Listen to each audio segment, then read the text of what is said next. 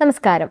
ഇന്ന് പല ആളുകളുടെയും വലിയൊരു പ്രശ്നമാണ് മലബന്ധം അഥവാ കോൺസ്റ്റിപ്പേഷൻ എന്ന് പറയുന്നത്. Constipation is the mother of all disease എന്ന് പറയാറുണ്ട്. അത് ഒരു വാസ്തവമായിട്ടുള്ള ഒരു കാര്യമാണ്. കാരണം പല ആളുകളും പറയാറുണ്ട്, ഒരു വയറ്റിൽ നിന്ന് കറക്റ്റായിട്ട് പോയിട്ടില്ല, അല്ലെങ്കിൽ മലശോധന കറക്റ്റായിട്ട് കിട്ടിയിട്ടില്ല എന്നുണ്ടെങ്കിൽ നമുക്ക് ഒരു ദിവസം ഫുൾ ഭയങ്കര ഇറിറ്റേഷൻ ആയിരിക്കും, ഉന്മേഷക്കുറവായിരിക്കും, ഒന്നിലേക്കും കോൺസെൻട്രേഷൻ ഇല്ല, അതിനെക്കുറിച്ച് തന്നെ ആലോചിക്കുകയാണ്, വയറിന് എന്തോ ഒരു ബുദ്ധിമുട്ടുള്ള പോലെ, അങ്ങനെ പലതരത്തിലാണ് ആളുകൾ വന്ന് പറയാറുള്ളത്. അപ്പോൾ ഇന്ന് നമുക്ക് കോൺസ്റ്റിപ്പേഷനെ കുറിച്ചാണ് ഡിസ്കസ് ചെയ്യുന്നത്. ഇതിൻ്റെ ഒരു ഇതെന്തുകൊണ്ടൊക്കെയാണ് ഉണ്ടാവുന്നത്, എന്തൊക്കെ നമുക്ക് ചെയ്യാമെന്നൊക്കെ ഈ വീഡിയോയിലൂടെ ഇന്ന് നോക്കാം.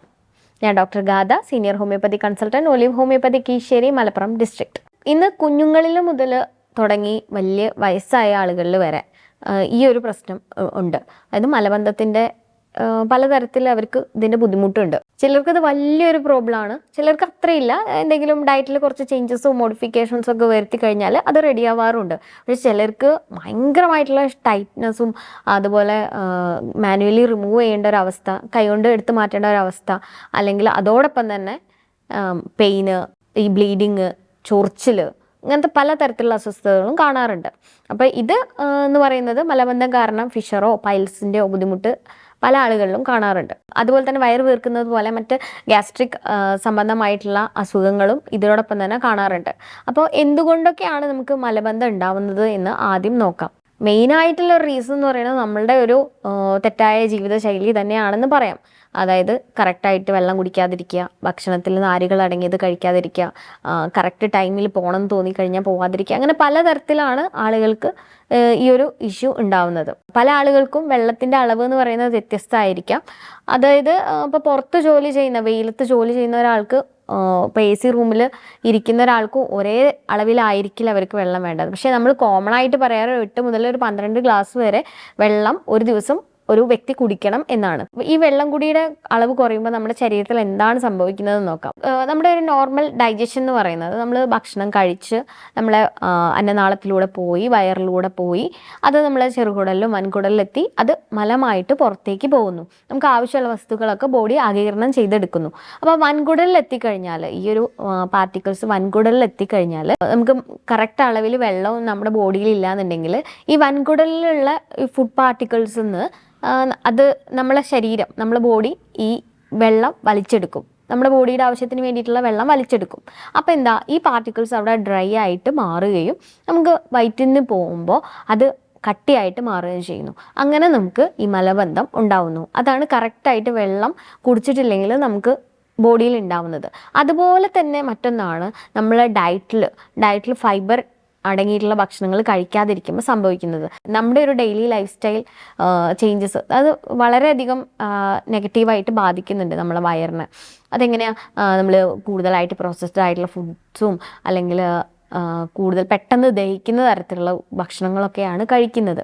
അപ്പോൾ നമ്മൾ നാരുകൾ അടങ്ങിയിട്ടുള്ള ഭക്ഷണങ്ങൾ കുറയുന്നത് വഴി നമ്മുടെ ശരീരത്തിൽ മലം ഫോം ചെയ്യുന്നത് കുറയുകയാണ് ചെയ്യുന്നത്. ഈ നാരുകൾ അടങ്ങിയിട്ടുള്ള ഭക്ഷണങ്ങൾ എന്ന് പറയുമ്പോൾ നാരുകൾ 2 തരത്തിലുണ്ട്. സോളിബിൾ ഫൈബേഴ്സും ഉണ്ട്, ഇൻസോളിബിൾ ആയിട്ടുള്ള ഫൈബേഴ്സും ഉണ്ട്.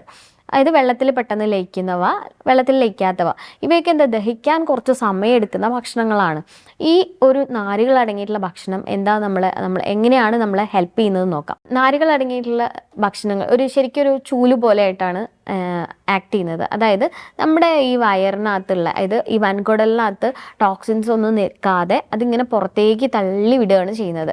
അതായത് ആവശ്യത്തിന് വെള്ളം വലിച്ചെടുത്തിട്ട് നമ്മുടെ ഭക്ഷണം പുറത്തേക്ക്, ആ ഫുഡ് പാർട്ടിക്കിൾസ് പുറത്തേക്ക് അങ്ങനെ ക്ലീൻ ചെയ്ത് വിടുന്നു. അപ്പോൾ ആ ടോക്സിൻസ് ഒന്നും അവിടെ നിൽക്കാതെ നമ്മുടെ വൻകുടലിൽ കുറച്ച് ക്ലീൻ ആവും, അതും മലമായിട്ട് പുറത്തേക്ക് പോവുകയും ചെയ്യും. ഇപ്പോൾ ഫൈബർ ഇല്ലെങ്കിൽ എന്താ സംഭവിക്കുന്നത്, മലം കട്ടിയായിട്ട് മാറുകയും മലശോധന കറക്റ്റായിട്ട് ഉണ്ടാവാതിരിക്കുകയും ചെയ്യുന്നു. അപ്പോൾ നമ്മൾ പെട്ടെന്ന് എല്ലാവരുടെ അടുത്തും പറയാറുണ്ട്, ഇപ്പോൾ പൈൽസ് അസുഖങ്ങൾ വരുന്നവർ അല്ലെങ്കിൽ ഫിഷറായിട്ടുള്ള വരുന്നവർ, ഈ ബുദ്ധിമുട്ടുള്ള ആളുകൾക്കൊക്കെ, ഉദരസംബന്ധമായിട്ട് ബുദ്ധിമുട്ടുള്ള ആളുകളുടെ അടുത്തൊക്കെ പറയാറുണ്ട് നാരുകൾ അടങ്ങിയിട്ടുള്ള ഭക്ഷണം കഴിക്കണം എന്നുള്ളത്. മറ്റൊരു റീസണാണ് എക്സസൈസ്, വ്യായാമം കുറവ് എന്ന് പറയുന്നത്.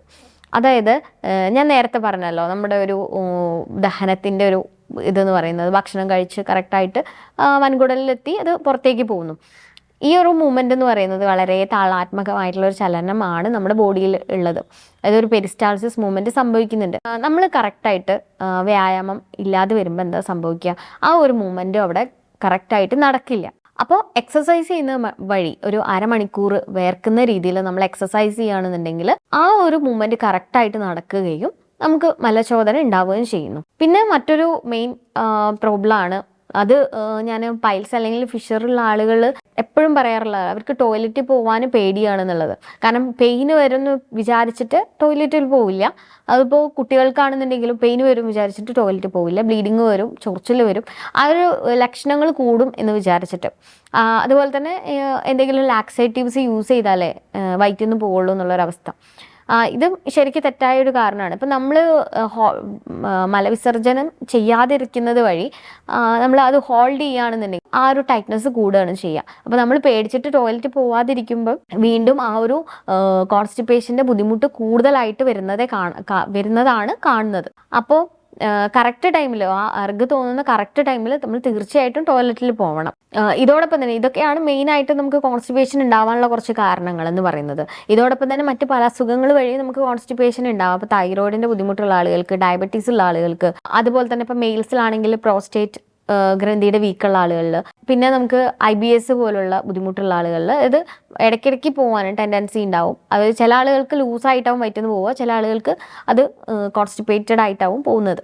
അപ്പോൾ അങ്ങനെയുള്ള ബുദ്ധിമുട്ടുള്ള ആളുകൾക്ക് പിന്നെ ചില മെൻ്റലി നമുക്ക് എന്തെങ്കിലും ഡിസ്റ്റർബൻസ് വരുന്ന ആളുകളിൽ ചില സമയത്ത് കോൺസ്റ്റിപ്പേഷൻ കാണാറുണ്ട്. പിന്നെ അതോടൊപ്പം തന്നെ മലാശയത്തിൽ വരുന്ന എന്തെങ്കിലും അസുഖങ്ങൾ, അൾസറോ അല്ലെങ്കിൽ ക്യാൻസറോ ആയിക്കോട്ടെ, ഇങ്ങനെയുള്ള ആളുകൾക്ക് കോൺസ്റ്റിപ്പേഷൻ കാണാറുണ്ട്. പിന്നെ ഡെലിവറി ടൈമിലും സ്ത്രീകളിൽ കോൺസ്റ്റിപ്പേഷൻ കാണാറുണ്ട്. അതുവഴി തന്നെ ഈ കോൺസ്റ്റിപ്പേഷൻ കൂടി പൈൽസ്, ഫിഷർ മുതലായ അസുഖങ്ങളും കൂടുതലായിട്ട് കാണാറുണ്ട്. ഇനി നമ്മൾ ഈ ഒരു കോൺസ്റ്റിപ്പേഷൻ ഒഴിവാക്കാൻ വേണ്ടിയിട്ട് ചെയ്യേണ്ട നമ്മൾ ഡയറ്റിലും അതുപോലെ നമ്മളെ ലൈഫ് സ്റ്റൈലിലും കുറച്ച് ചേഞ്ചസ് എന്തൊക്കെയാണ് മാറ്റങ്ങൾ വരുത്തേണ്ടത് എന്ന് നോക്കാം. ആദ്യം തന്നെ കൂടുതലായിട്ടുള്ള ബുദ്ധിമുട്ട് നമ്മൾ കൈകൊണ്ടൊക്കെ റിമൂവ് ചെയ്യേണ്ട അവസ്ഥ, അതോടൊപ്പം തന്നെ പെയിന്, ബ്ലീഡിങ് തുടങ്ങിയിട്ടുള്ള ബുദ്ധിമുട്ടുകൾ ഉണ്ടെങ്കിൽ തീർച്ചയായിട്ടും ഒരു ഡോക്ടറെ കണ്ടിട്ട് ട്രീറ്റ്മെൻറ്റ് എടുക്കണം. പിന്നെ അതോടൊപ്പം തന്നെ നമുക്ക് ട്രൈ ചെയ്ത് നോക്കാവുന്ന കുറച്ച് കാര്യങ്ങളാണ് പറയുന്നത്. രാവിലെ എണീക്കുമ്പോൾ 2 ഗ്ലാസ് വെള്ളം നിർബന്ധമായിട്ട് കുടിച്ചിരിക്കുക. അത് നമ്മൾ ആ ഒരു പെരിസ്റ്റാൾസിസ് മൂവ്മെൻറ്റിനെ ഹെൽപ്പ് ചെയ്യാൻ സഹായിക്കും. അപ്പോൾ 2 ഗ്ലാസ് ചൂടുവെള്ളം കുടിച്ചാൽ മതി. പിന്നെ അതോടൊപ്പം തന്നെ ധാരാളം പ്രോട്ടീൻസ്, ഫൈബർ അടങ്ങിയിട്ടുള്ള ഭക്ഷണങ്ങൾ ബ്രേക്ക്ഫാസ്റ്റ് ആയിട്ട് കഴിക്കുക.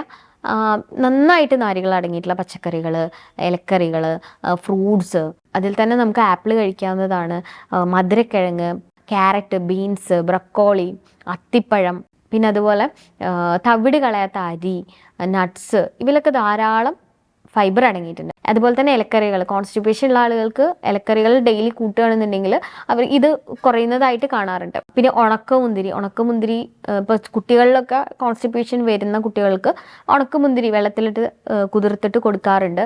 അപ്പോൾ അതിലും ധാരാളം ഫൈബർ അടങ്ങിയിട്ടുണ്ട്. അപ്പോൾ ഈ ഒരു ചെറീസ്, ബെറീസ്, ക്യാരറ്റ്, ഇതൊക്കെ നിങ്ങൾക്ക് സലാഡായിട്ട് യൂസ് ചെയ്യുകയാണെന്നുണ്ടെങ്കിൽ നമുക്ക് കോൺസ്റ്റിപ്പേഷൻ ഒരു പരിധിവരെ പ്രിവെൻറ്റ് ചെയ്യാൻ സഹായിക്കും.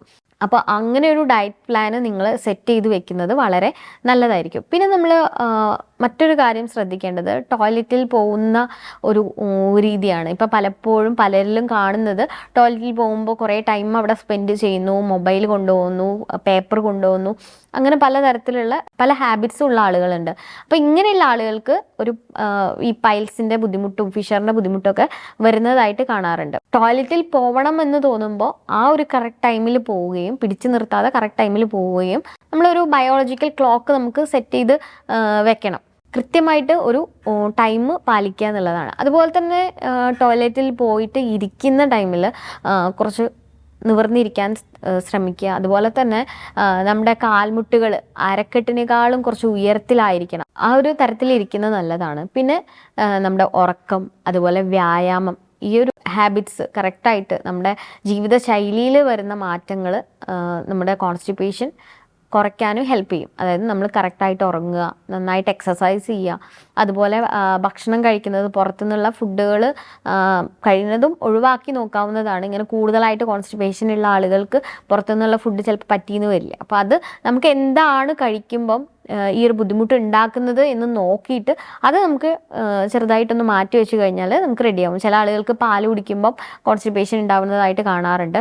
ചില ഭക്ഷണങ്ങൾ കഴിക്കുമ്പോൾ ഉണ്ടാവുന്നതായിട്ട് ശ്രദ്ധിക്കാറുണ്ട്. അപ്പോൾ നമ്മൾ തന്നെ നമ്മുടെ ഏതാണോ എന്ന് നോക്കിയിട്ട് അത് മാക്സിമം ഒന്ന് കൺട്രോൾ ചെയ്ത് നോക്കി കഴിഞ്ഞാൽ ഇത് റെഡി ആവുന്നതാണെന്നുണ്ടെങ്കിൽ നല്ലതായിരിക്കും. പിന്നെ ഈ ഒരു ബുദ്ധിമുട്ട് കണ്ടിന്യൂസ് ആയിട്ട് നിലനിൽക്കുകയും അതോടൊപ്പം തന്നെ ഞാൻ നേരത്തെ പറഞ്ഞ പോലെ തന്നെ ബ്ലീഡിങ്ങും അല്ലെങ്കിൽ പൈൽസിൻ്റെ ബുദ്ധിമുട്ടോ അങ്ങനെ എന്തെങ്കിലും ഇഷ്യൂസ് നിങ്ങൾ കാണുകയാണെന്നുണ്ടെങ്കിൽ തീർച്ചയായിട്ടും ഒരു ഡോക്ടറുടെ സഹായം തേടേണ്ടതാണ്. ഈ ഹോമിയോപ്പതിയിൽ ഈ ഒരു മലബന്ധത്തിനും അതുപോലെ പൈൽസ്, ഫിഷർ തുടങ്ങിയിട്ടുള്ള ബുദ്ധിമുട്ടുകൾക്കൊക്കെ എഫക്റ്റീവായിട്ടുള്ള മെഡിസിൻസ് ലഭ്യമാണ്. നമ്മുടെ സൾഫർ, നെക്സ്വോമിക്ക, OPM പോലുള്ള മരുന്നുകൾ പാർശ്വഫലരഹിതമായിട്ടുള്ള മരുന്നുകളാണ്. അത് ഒരു ഡോക്ടറുടെ നിർദ്ദേശപ്രകാരം കണ്ടിന്യൂസ് ആയിട്ട് കുറച്ച് കഴിക്കുകയാണെന്നുണ്ടെങ്കിൽ തീർച്ചയായിട്ടും നിങ്ങൾക്ക് മാറ്റം കാണാവുന്നതാണ്. ഇനി ഈ ഒരു ടോപ്പിക്കുമായിട്ട് നിങ്ങൾക്ക് എന്തെങ്കിലും സംശയങ്ങളോ ബുദ്ധിമുട്ടുകളോ ഉണ്ടെന്നുണ്ടെങ്കിൽ എൻ്റെ വാട്സപ്പ് നമ്പറിലേക്ക് മെസ്സേജ് ചെയ്യാവുന്നതാണ്. താങ്ക്